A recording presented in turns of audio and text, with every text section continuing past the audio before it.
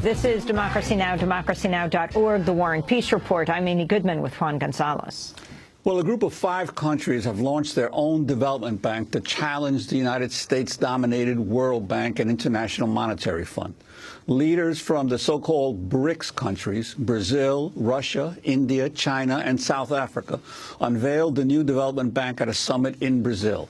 The bank will be headquartered in Shanghai. Chinese President Xi Jinping said the agreement would have far-reaching benefits for BRICS members and other developing nations. Through the concerted effort from all sides, we have managed to reach a consensus in the creation of the BRICS Development Bank today. This is the result of the significant implications and far reach of BRICS cooperation, and is therefore the political will of BRICS nations for common development.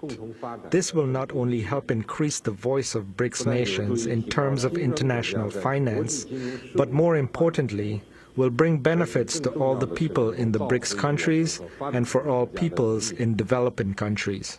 That was Chinese President Xi Jinping. Together, BRICS countries account for 25% of global GDP and 40% of the world's population. For more, we're joined now by Joseph Stiglitz, the Nobel Prize-winning economist, professor at Columbia University, author of numerous books. His new book is called Creating a Learning Society, a new approach to growth, development, and social progress. We welcome you to Democracy Now! Talk about the significance of this bank. Oh, it's very, very important in many ways. First, the need globally for more investment in the developing countries especially is in the order of magnitude of trillions, a couple $1 trillion a year. And the existing institutions just don't have enough resources. They have enough for 2, 3, 4%. So this is adding to the flow of money that will go to finance infrastructure, adaptation to climate change, all the needs that are so evident in the poorest countries. Secondly, it reflects a fundamental change in global economic and political power. That one of the ideas behind this is that the BRICS countries today are richer than the advanced countries were when the World Bank and the IMF were founded. We're in a different world. At the same time, the world hasn't kept up. The old institutions have not kept up.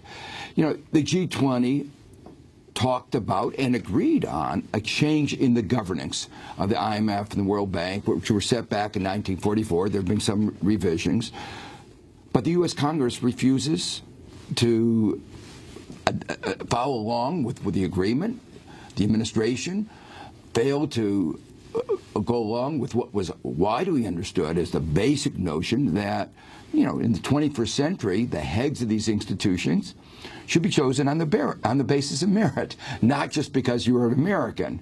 And yet, the U.S. effectively reneged on that agreement. So this new institution reflects the disparity and the democratic deficiency in the global governance, and is trying to restart, to rethink that. Finally, there have been a lot of other changes in the global economy, and the new institution reflects the broader set of mandates, the new concerns, the new sets of instruments that can be used, the new financial instruments, and the broader governance, realizing the deficiencies in the old system of governance. Hopefully, this new institution will spur the existing institutions to reform, and that's what, you know, it's not just competition. It's really trying to get more resources to the developing countries in ways that are consistent with their interests and needs. And the importance of countries like China, which obviously has huge monetary reserves, and Brazil, which had developed its own development bank now for several years, they're being key players in this new financial organization. Very much, and that illustrates, as you say, a couple of interesting points. China has reserves in excess of $3 trillion.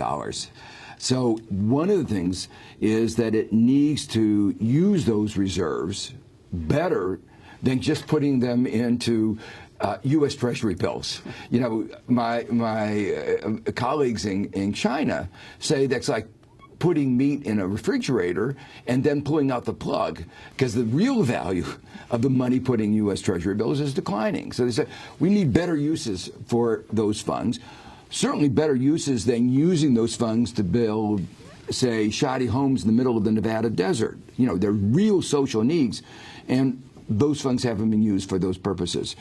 At the same time, Brazil has the BNDES is a huge development bank, bigger than the World Bank. People don't realize this, but Brazil has actually shown how a single country can create a very effective development bank. So there's a learning going on, and this notion of how you create an effective development bank that actually promotes real development without all the conditionality and all the trappings around the old institutions is going to be an important part of the contribution that Brazil is going to make. And how does that bank function differently, let's say, than other development banks in the north?